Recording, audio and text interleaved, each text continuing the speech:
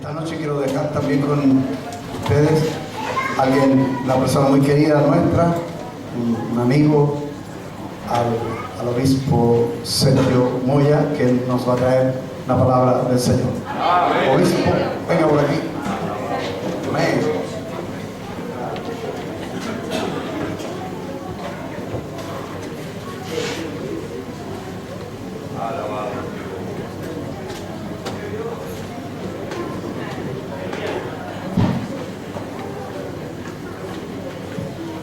¿Cuántos bendicen el nombre del Señor? Dígale a su hermano que está al lado, esta es una noche de bendición. Amén. Gloria al Señor Jesucristo. Una noche de victoria en el Señor. Fíjense que yo hace tiempo que no estaba en un culto así como el que estoy ahora en San Miguel. Durante muchos años estuvimos juntos los pastores. Yo era presidente de la unidad pastoral, el pastor Rafael Martínez era el tesorero, me acuerdo, el hombre de las finanzas. Y bendito sea el nombre del Señor. Y trabajamos durante mucho tiempo en la obra del Señor acá, uniendo los pastores. Y me da mucho gozo estar acá en este lugar que hace tanto tiempo no estaba, y es una bendición. ¿Cuántos se gozan en Dios? Amén. Sea bendito el nombre del Señor. Y hoy día que celebramos justamente el día de la Iglesia Evangélica en Chile, justamente me lleno de gozo de saber justamente de que esta iglesia en particular ha querido celebrar este día. Y yo quisiera ir de lleno a lo que más o menos voy a tratar de ser bien breve.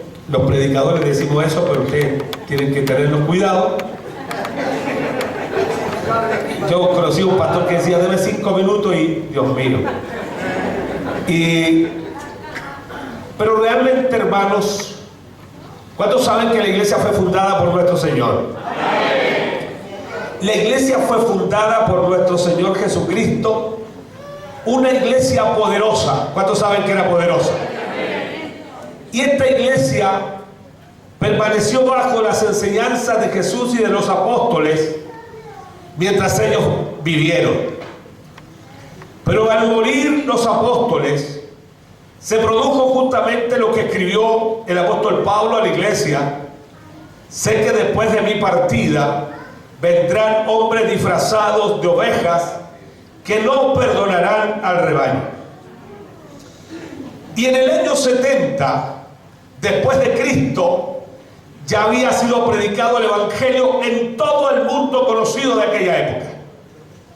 Sabemos que había una gran parte del mundo que no se conocía. Y la primera generación de creyentes edificó una iglesia al más alto nivel espiritual.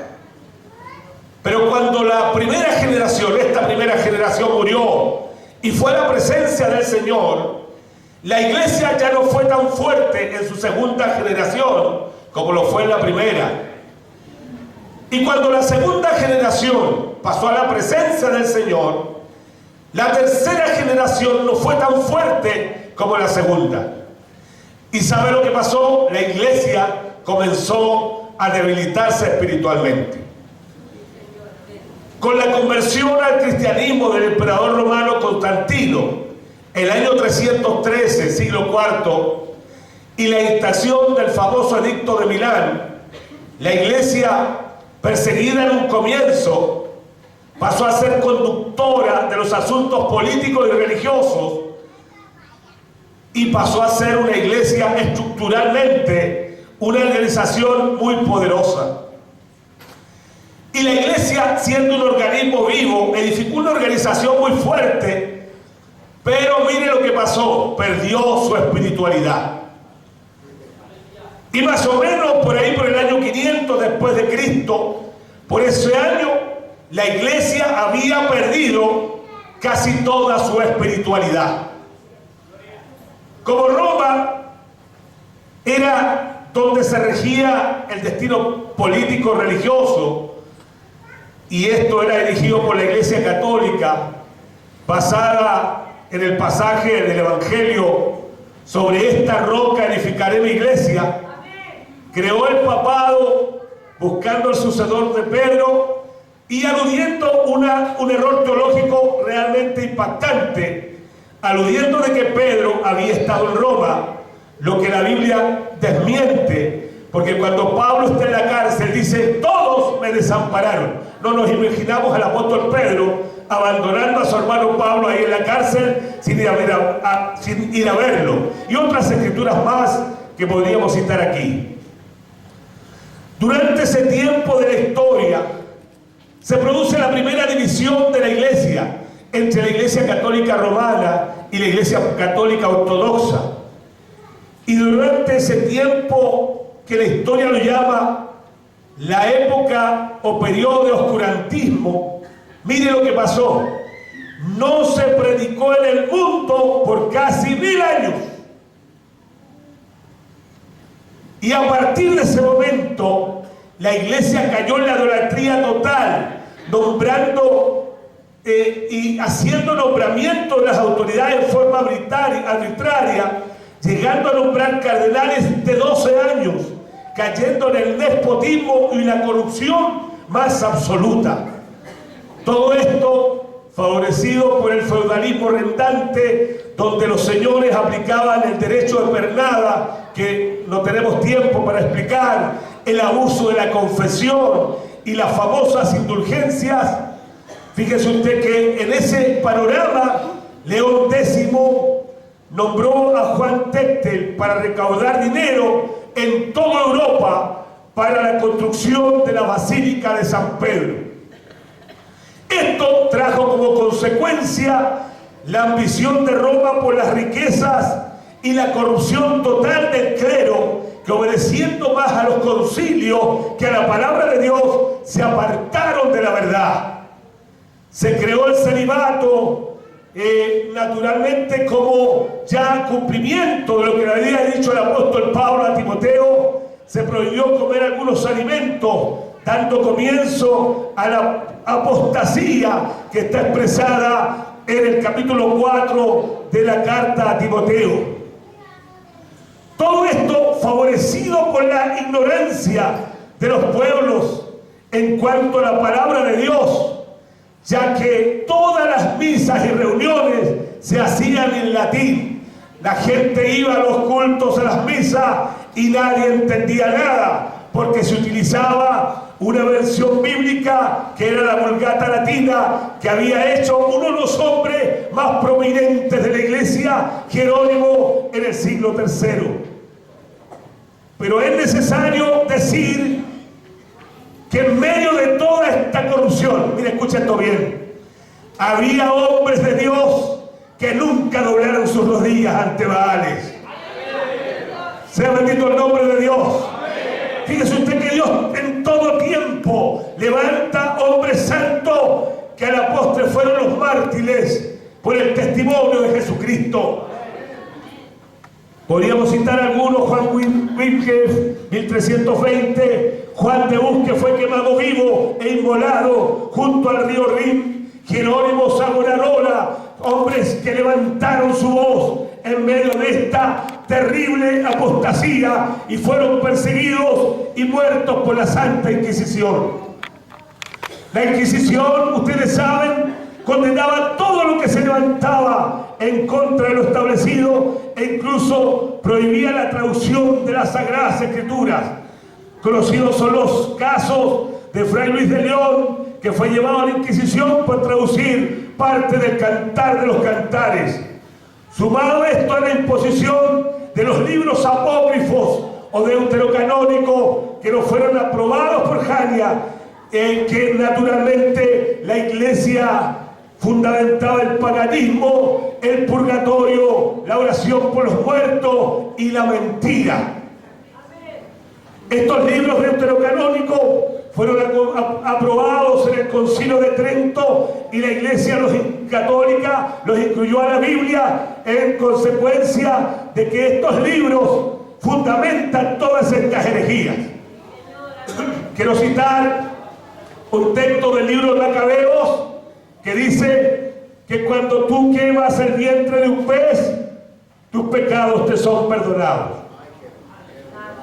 Todo esto favorecido por la creación de una nueva religión. En el siglo VI, la religión musulmana, que liderados por Mahoma, quien se autonombra profeta, y las emprendió contra el ejército, con un ejército contra el paganismo reinante, y se puso a derribar imágenes y todo lo que la Iglesia, en este caso católica, había levantado. Fíjense, hermanos, que teniendo este panorama, el 31 de octubre de 1517, el fraile agustino Martín Lutero exponía, como lo veíamos ahí en las hermosas diapositivas, en las puertas del castillo de Wittenberg, sus 95 tesis o 95 proposiciones sobre el abuso de las indulgencias. Lutero era uno de los más elocuentes oradores de su tiempo.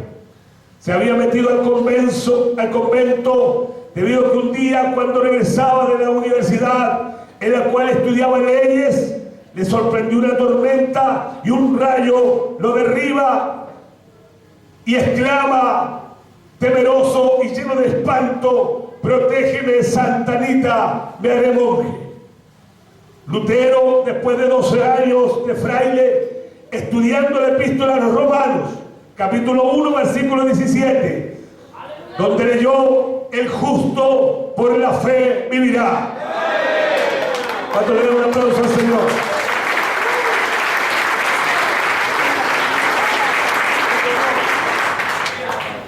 Fue entonces cuando se dio cuenta cuán errado estaba, y Dios comenzó a tratar con él en cuanto a que no necesitaba martirizarse, solo tenía que creer en el amor de Dios y en el poder de su sangre.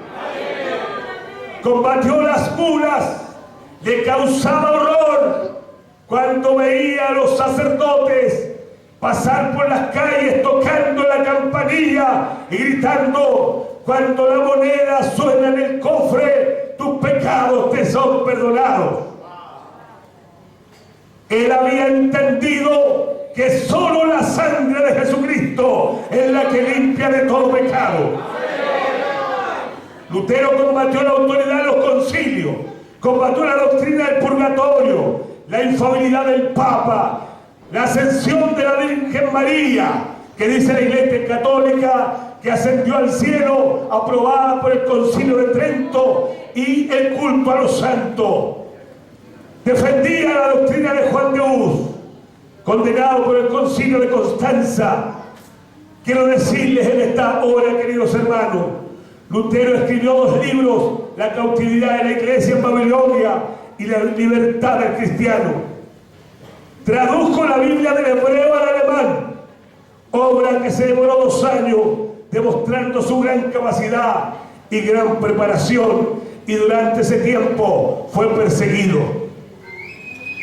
Años más tarde también William Tyndale traduciría la Biblia de la Vulgata Latina al inglés, justamente, y a los años después, fue quemado vivo por traducir la Biblia al inglés. En el año 1521, el Papa dio a conocer su veredicto. Lutero fue excomulgado del cielo y de la tierra y desterrado. Días más tarde, Lutero quema en público la excomunión y excomulga al Papa. Fue perseguido y trataron de darle muerte. Tuvo que pasar 10 meses oculto en el castillo de Wartburg para librarse de sus perseguidores. Pero Martín Lutero sabía que las cadenas que por siglos habían esclavizado a la Iglesia habían caído, y solo la sangre del Cordero y el amor de Dios bastaban para la salvación. Denle un fuerte aplauso al Señor.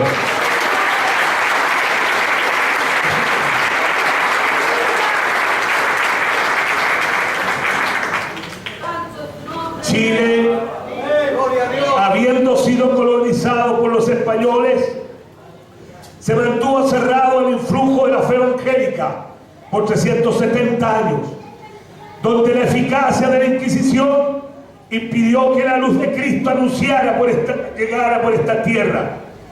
Junto a la independencia nacional, también la independencia espiritual pudo hacerse presente desde los días de el general Carrera y O'Higgins.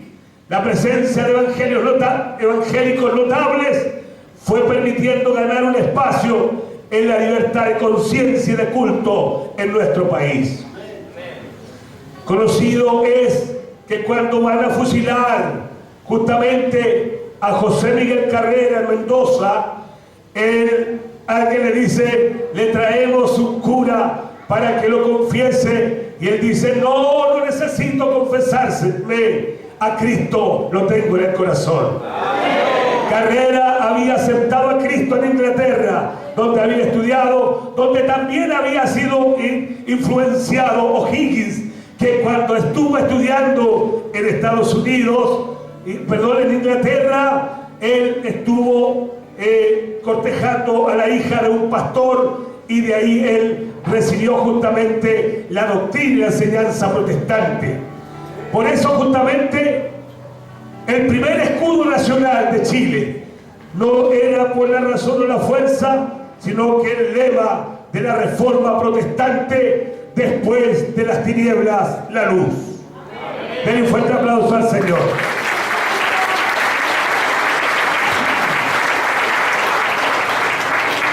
La llegada de colonos alemanes de la fe evangélica al sur de Chile, los comerciantes y empresarios norteamericanos, suecos, ingleses y prusianos, así como los hugonotes franceses, fieles a su fe, fueron conquistando nuevos espacios en la fe pública.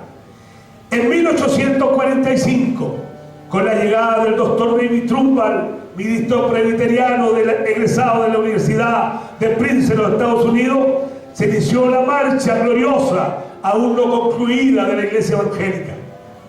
Las conquistas por las leyes civiles, cementerios laicos, registro civil, así como la reforma de la Constitución para el ejercicio privado del culto protestante, fueron algunos de los aportes al mundo evangélico del siglo XIX en nuestra sociedad. Fíjese usted, y quiero decirlo justamente en esta hora, que en Valparaíso, por una gestión de Trumbull, se autorizó la construcción de una iglesia, la primera iglesia evangélica, siempre que fuera construida bajo el nivel de piso, con una muralla de 5 metros afuera y que no se escuchara nada. Esa fue nuestra primera iglesia en Valparaíso. Bendito sea el nombre del Señor. Terminaba así la vergüenza de cadáveres lanzados al mar o sepultados en los basureros públicos, Cerro Santa Lucía, hijos no reconocidos como legítimos y de matrimonio realizados sobre la cubierta de barcos extranjeros para ser aceptados así un puñado de extranjeros germanos, norteamericanos, suecos, franceses, ingleses, liderados en Valparaíso por Trumbull y por los presbiterianos, cambiaron la sociedad chilena y dieron inicio a las primeras iglesias chilenas. Así la luz, recuperada por Lutero en 1517, es una realidad hoy en el siglo XXI. Los hermanos Philip, que fundaron justamente el Museo de Historia Natural, Manuel Ibáñez Guzmán, primer pastor chileno y sudamericano ordenado en 1870, Juan Canut de Bosch, Moisés Torregosa y Billy Huber y tantos otros que siguieron por la senda de Lutero y Trumbull, encabeza el hermano la falange de fieles al Señor que invitan a estas nuevas generaciones a sumarse a esta gloriosa tarea. Hoy, gracias a Dios, se logró la ley de culto, pero eso no basta.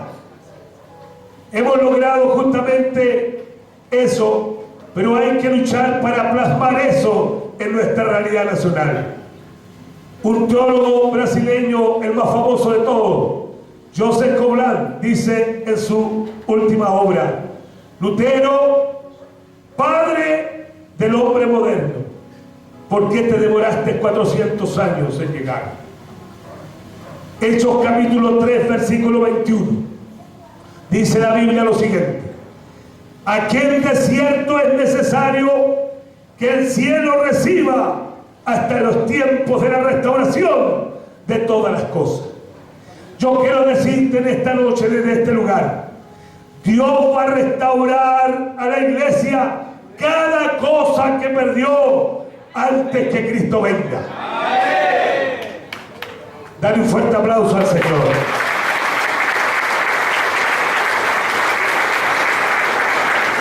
Bendito sea el Señor.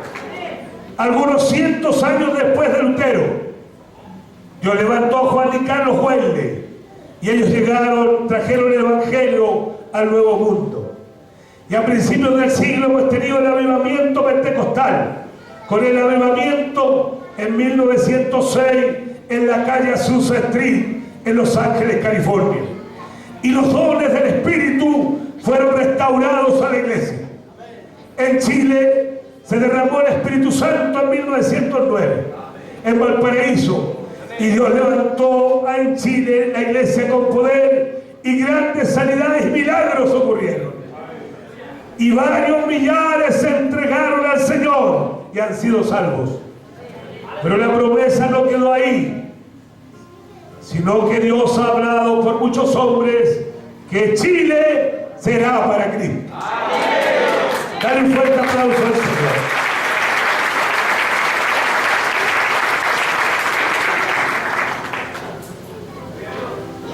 Hoy hemos logrado muchas cosas en lo secular.